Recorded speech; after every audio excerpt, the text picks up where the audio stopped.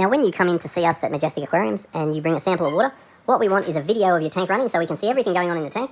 But then we also like to see whatever bits and pieces you've got to try to make sure we don't sell you the same thing. So what I'm going to do now is just talk you through all of these products so there's a clear understanding of what the tank's going to require. So the first thing I'll talk about is the test kit. So this is a very basic test kit. It's going to check pH, KH, nitrite, nitrate. We're not going to bother with CO2 in salt water and ammonia. So you can give that a test every now and then, particularly after you put new fish in the aquarium. But moving through the products, we've got GrowTech 1, 2, 3. So these products would be a calcium carbonate mix. Now there's not too much in there, so by all means just use them up. They are just going to help raise your KH and calcium. Now you do have 3 bottles of Red Sea calcium for some reason. And once again, we want to keep the calcium level of this tank at around, say, 440. So over time, the calcium is going to deplete. Then we're also going to want to keep the KH of this aquarium at about 8. So we've got various products here for doing that. We've got KH Coralline, that'll raise that. We've also got Foundation B, that'll do that. And then we've got Marine Buffer, which will help to stabilise pH. They're all hardening products. So as your KH or pH falls, you can use these particular products to aid that. Now, the other thing I'd want to be concerned about is your magnesium, because the solid structure of a coral is basically calcium carbonate bonded by magnesium. So you want to get a check of what the magnesium level is. And then over time, if your corals are growing, then these levels should be falling. If you find that you don't have to add these products regularly, then you've got bigger problems. You need to find out why are these levels not falling, because these should become the building blocks to the coral, and these should be forever falling. So I'll go through that in a little bit more detail. But in this aquarium at the moment, I am definitely concerned about the levels because I'm not seeing much good coralline algae.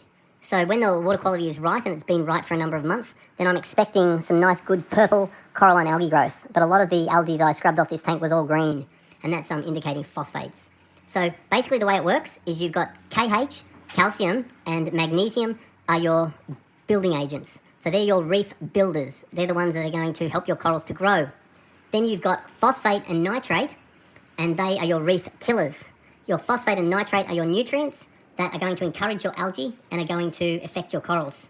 So these levels cannot be 0 because these are nutrients that the coral requires, but if the levels are too high, then your algae will choke the corals and the corals will eventually die. So if you went up to an area like Cairns and you stood at a river mouth and you looked out to a reef, 500 metres out, you'd have beautiful thriving corals with basically no algae. Then you could look 500 metres up a river, and then you would have lots of thriving algae without coral.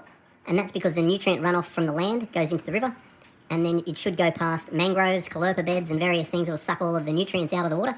Then it goes out onto the coral reef, basically devoid of nutrients. So that's why your nitrate and phosphate needs to be quite low. So there's various options for reducing nitrate and phosphate. If your levels are quite bad, you can do water changes to reduce them. And there are various resins and various sponge-type products you can use for sucking them out. And then there are organic carbon products like this one. So this is commonly referred to as Nopox, and it's quite a good product. Up to me, though, I'd be putting these on dosing pumps because I'm really not interested in thinking about what I've got to do every day. I'm much more interested in just setting up a dosing pump. The dosing pump does it for you. Then over time, as these levels slowly change, we can slowly change the level on the dosing pump, and then eventually after a number of months, you'll stabilise your input and your output. So therefore, your corals are going to use a certain amount of calcium carbonate and magnesium and going to produce an amount of nitrate and phosphate.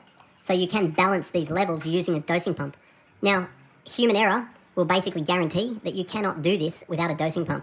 Because as much as you might be deluded that you're going to do exactly the same thing every day, the reality is life just gets in the way and you're not consistent, even if you may be for the first few months. So moving on, these ones here are going to help to stabilise our reef builders. And we've got some test kits here that we can refer to. And then phosphate and nitrate are our reef killers. So moving along, we've also got some coral food. This is quite a good coral food to, you can just pinch that into the aquarium above some of your corals. Good for feeding things like Gonioporas. Don't feed it too much, just feed what you have to. Then you've got some more coral food here, which is your Reef Energy AB. That's good nutrients for your corals. It's a good thing to add, particularly if your nutrient levels are low. If your nitrate and phosphate is higher, these sorts of foods are almost unnecessary. If your nitrate and phosphate is lower, then these sorts of foods become more important. Now, we've also got a coral dip. A coral dip is a very good thing to do for any new coral that we're putting in the aquarium, just to try and make sure that we don't introduce any bugs into the aquarium. We've got a little bit of potassium here. I would really only be dosing potassium if I'd recently done a test for potassium or potentially even sent off a ICP test.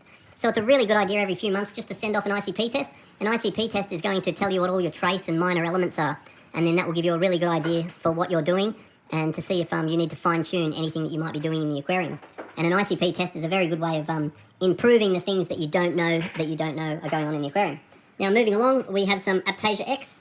This product here is used for killing these annoying Aiptasia anemones. We have some Voogle. I am a very big fan of Voogle. Voogle is an artificial immune system stimulant. So I would definitely want to put that in the tank today after our adventure of moving the fish tank. That's going to help the fish's immune system.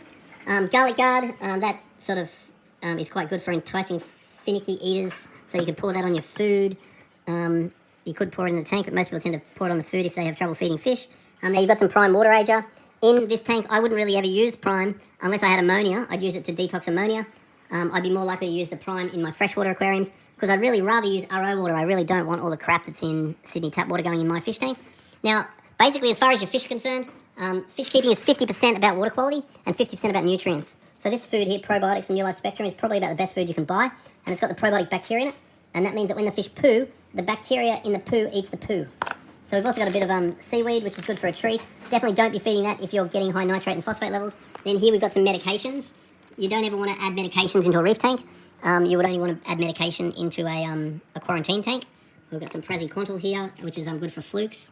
And we've got a tester, a hydrometer for checking the salt level.